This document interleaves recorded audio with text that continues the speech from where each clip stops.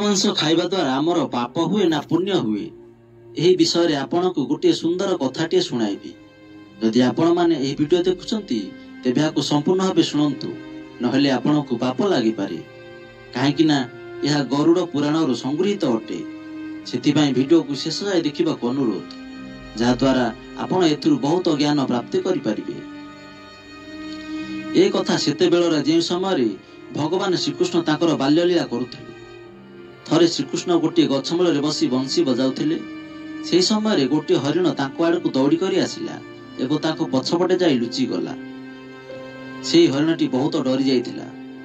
श्रीकृष्ण हरिणर मुंडरे आउंसी देई कहिले, कौन हैला, तुमे काहेकि लुचुच? से समय हरिणर पिछा करुथिबा गोटे शिकारी मध्य आसी से स्थान रे पहुंचिला एवं कहिला, यह मो शिकार अटे, याकू मते देई दियंतु। यह उपरे केवल मोर अधिकार अछि। यह सुनी श्रीकृष्ण कहिले, समस्त जीवित प्राणींकर सेमानकर निजर अधिकार अछि, तांको प्राण उपरे आउ कहार अधिकार नाही। यह सुनी शिकारी रागी जाई कहिला, यह मो शिकार अटे, याकू मु आज मारी खाइबी। यह पर श्रीकृष्ण कहिले, कौनसी जीवित प्राणी को मारी खाइबा पाप अटे। कौन तुमे पापर भागीदार हेबाकू चाहुच? मांस खाइबा पाप ना पुण्य, कौन तुमे ए धर्म को जानी ना हो? शिकारी कहिला, मु तुम परि तो अधिक शिक्षित नुहे, तेणु केमिति जानिबी मांसाहार पाप ना पुण्य। किंतु एतिकी जानिछि, कौनसी जीव को मारी खाइबारे कौनसी दुख नाही। मु तो मांस खाइबा द्वारा प्राणी को सेमानको जन्म बंधनरु मुक्ति देउछि। तेबे पुणी काहेकि मांस खाइबा को मना करा जाउछि? आ मध्य मुहाको मारी ताकु नीच जनुरे मुक्त करी पुण्य ही करुछि। पुणी या प्रति विरोध काहेकि?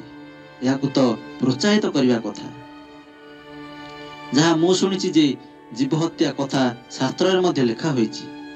राजा माने मध्ये शिकार करिवा को भलो पांती, तेबे काहेकि मांसाहार एक खराब प्रवृत्ति अटे? या काहेकि पाप श्रेणी आसी थाए? आपण ही कहंतु, मांसाहार पाप ना पुण्य अटे? भगवान श्रीकृष्ण बुझीगले जे एही लोकटी मांसाहार करुथिया जोगु यार बुद्धि भ्रष्ट होई गलानी। यार चिंता करिबा एवं बुझिबा शक्ति मध्ये हराई छाड़िलानी। पुणी श्रीकृष्ण कहिले, ए विषय रे मु कोनोसी राय देबी नाही। मु तुमको गोटे छोटिया कथाटे सुनाउछि। याकु संपूर्ण सुनिला परे तुमे ही कहिबो जे मांसाहार पाप ना पुण्य अटे। यह सुनी शिकारी भाबिला, एथिरे तो मोर कोनोसी क्षति नाही, तेबे जाउछि ए कथाटी को सुनि नेबी। मोर मनोरंजन भी होई जिवो एवं यार मांस मध्य मिली जिवो। या परे भगवान श्रीकृष्ण आरंभ कले। थरे मगधरे अन्नर कम उत्पादन हेतु खाद्य संकट देखागला। तेणु राजा चिंता कले, जदि यार कोनोसी समाधान न करा जाए तेबे संगृहीत खाद्य मध्य सरी जिवो आ संकट अति गंभीर होई जिवो। तेणु राजा निज सभारे कहिले, ए खाद्य समस्या को दूर करिया पई सबुठार सस्ता जिनिस कोन अछि? यह सुनी मंत्री माने चिंतार पड़ी गले। चाउल, गहम, आलू एई सब जिनिस को उत्पादन करिया पई तो बहुत परिश्रम करिया को पड़ी थाए। एई सब खाद्य पदार्थ सेते बेले भल चाष होई थाए जेते बेले प्रकृतिर कोनोसी कोप न थाए। एमितिरे तो कोनोसी वस्तु सस्ता नाही। एई समय रे शिकार करिया को भल पाउथिबा जने मंत्री यह सुनी भाबिले, एहा ही सबुठार प्रकृष्ट समय अटे। सारा राज्य रे आखि बुझा शिकार करिया पई राजाओं ठारू अनुमति नहीं गले बढ़िया हेबो। या परे से मंत्री सभारे कहिले जे सबुठार सस्ता खाद्य पदार्थ हेउछि मांस। या पई धनर कोनोसी आवश्यकता न थाए आ पुष्टिकर खाद्य मध्ये मिली थाए। यह सुनी समस्त याकु समर्थन कले, किंतु मगधर प्रधानमंत्री एबे भी चुप थिले। यह देखि राजा पचारिले, प्रधानमंत्री आपण काहेकि चुप अछंती? आपणक मत मध्ये रखंतु। प्रधानमंत्री कहिले, मु यह मानु नाही जे मांस सबुठार सस्ता पदार्थ अटे, तथापि यह उपरे मु काली मोर राय रखिबी। तापरे सेही राति रे मांस पाई प्रबताउथिबा से मंत्री घरे जाय प्रधानमंत्री हाजर होई गले। एते राति रे निज घरे प्रधानमंत्री को देखि सेही मंत्री आश्चर्य होई गले। से भाबिले, निश्चय कोनसी अनिष्ट होईछि। प्रधानमंत्री कहिले, राजसभा समाप्त पर महाराज संध्या समय असुस्थ होई पड़िले। तांकर स्वास्थ्य बहुत खराब होई जायछि। राजवैद्य कहिसंती, जदि कोनसी शक्तिशाली मनुष्य ठारू 2 तोला मांस मिली जांता तेबे राजांकर जीवन बंची जांता। आपण महाराजांकर सबुठारू विश्वस्त अटंती, ସେଥିପାଇଁ ଆପଣଙ୍କ ଛଡ଼ା ଆଉ କିଏ ଅଧିକ ଯୋଗ୍ୟ ହୋଇପାରିବ? ସେଥିପାଇଁ ଆପଣ ଯାହା ବି ମୂଲ୍ୟ ମାଗିବେ ଆପଣଙ୍କୁ ଦିଆଯିବ। ଯଦି ଆପଣ କହିବେ ଏଥିପାଇଁ ମୁଁ ଆପଣଙ୍କୁ 1 ଲକ୍ଷ ସ୍ୱର୍ଣ୍ଣ ମୁଦ୍ରା ଦେବାକୁ ବି ପ୍ରସ୍ତୁତ ଅଛି, ଆପଣ ଚାହିଁଲେ ରାଜ୍ୟର କୌଣସି ଅଂଶ ମଧ୍ୟ ନେଇପାରିବେ। କେବଳ ଆପଣଙ୍କ ଇଚ୍ଛା କ'ଣ କୁହନ୍ତୁ, ମୁଁ କଂସେଇ ଦ୍ୱାରା ଆପଣଙ୍କ ହୃଦୟରୁ କେବଳ 2 ତୋଳା ମାଂସ ନେଇଯିବି। ଏହା ଶୁଣି ମନ୍ତ୍ରୀଙ୍କର ଚେହେରାର ରଙ୍ଗ ଉଡ଼ିଗଲା। ସେ ଭାବିଲେ, ଯଦି ମୋର ଜୀବନ ହିଁ ନ ରହିବ ତେବେ ମୁଁ 1 ଲକ୍ଷ ସ୍ୱର୍ଣ୍ଣ ମୁଦ୍ରା ନେଇ କ'ଣ କରିବି? ଆଉ ରାଜ୍ୟର ଭାଗ ମୋର କ'ଣ କାମରେ ଆସିବ? ସେ ସାଙ୍ଗେ ସାଙ୍ଗେ ତାଙ୍କ ଘର ଭିତରକୁ ଦୌଡ଼ିଲେ ଏବଂ ଟ୍ରେଜରରୁ 1 ଲକ୍ଷ ସ୍ୱର୍ଣ୍ଣ ମୁଦ୍ରା ନେଇକି ଆସିଲେ। ଏହି ମୁଦ୍ରା ଦେଇ ସେ ପ୍ରଧାନମନ୍ତ୍ରୀଙ୍କ ଗୋଡ଼ ତଳେ ପଡ଼ିଗଲେ ଏବଂ କାନ୍ଦି କାନ୍ଦି କହିଲେ, ପ୍ରଧାନମନ୍ତ୍ରୀ ମହାଶୟ, ମୁଁ ଆପଣଙ୍କ 1 ଲକ୍ଷ ସ୍ୱର୍ଣ୍ଣ ମୁଦ୍ରାରେ ମୋର ଆଉ 1 ଲକ୍ଷ ସ୍ୱର୍ଣ୍ଣ ମୁଦ୍ରା ମିଶାଉଛି। ଏହି ସ୍ୱର୍ଣ୍ଣ ମୁଦ୍ରାକୁ ନେଇ ଆପଣ ଅନ୍ୟ କୌଣସି ମନ୍ତ୍ରୀଙ୍କ ପାଖକୁ ଯାଆନ୍ତୁ, ତାଙ୍କର ହୃଦୟର ମାଂସ କିଣି ନିଅନ୍ତୁ, କିନ୍ତୁ ମୋତେ ଛାଡ଼ି ଦିଅନ୍ତୁ। ଏକଥା ଯେମିତି ଆଉ କାହାକୁ ଜଣା ନ ପଡ଼େ।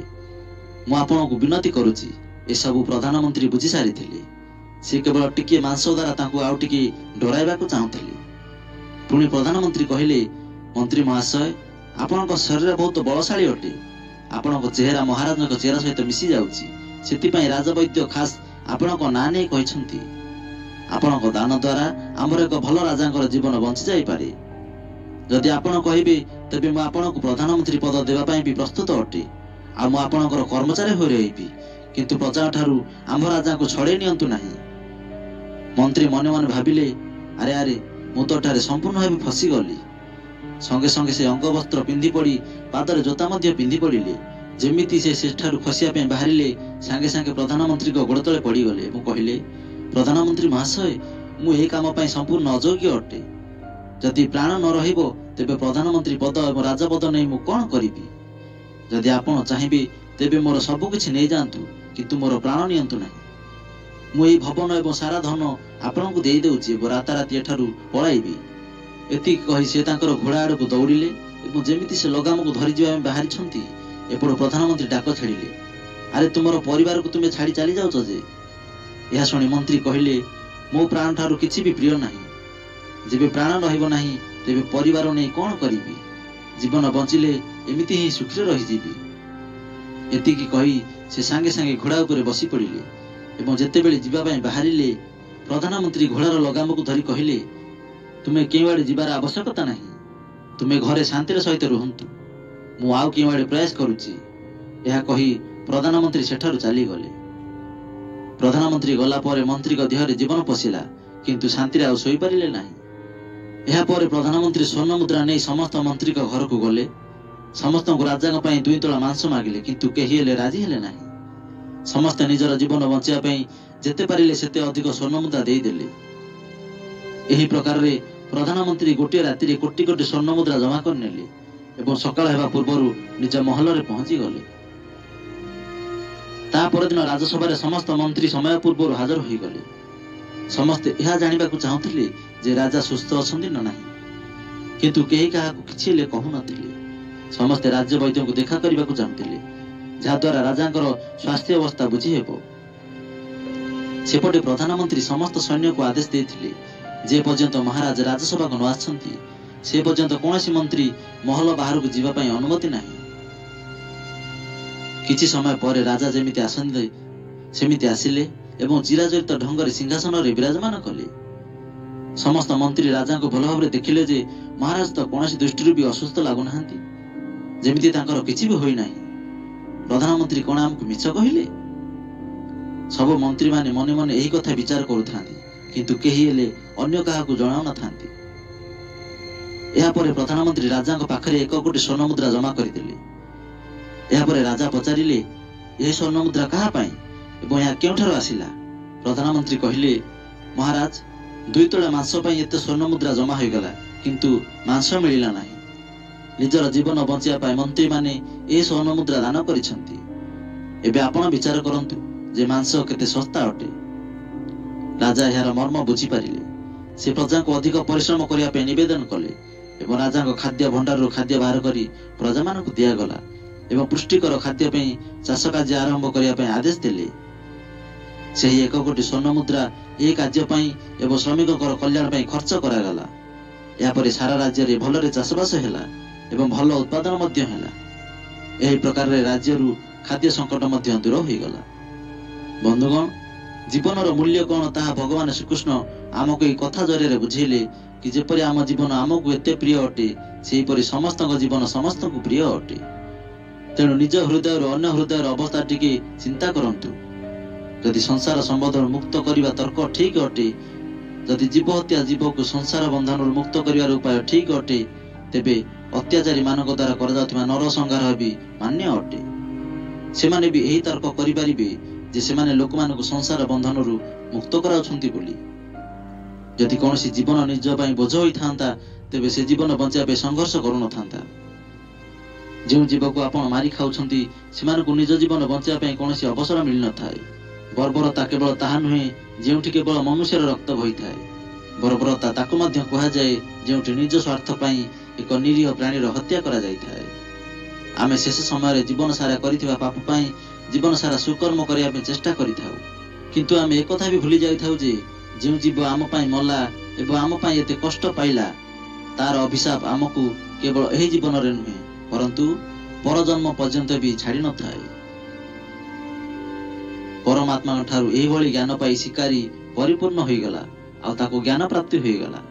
ଆଉ ସେ ଜାଣିପାରିଲା ଯେ ମହାନତା ଜୀବନ ନେବାରେ ନୁହେଁ, ଜୀବନ ଦେବାରେ ହୋଇଥାଏ।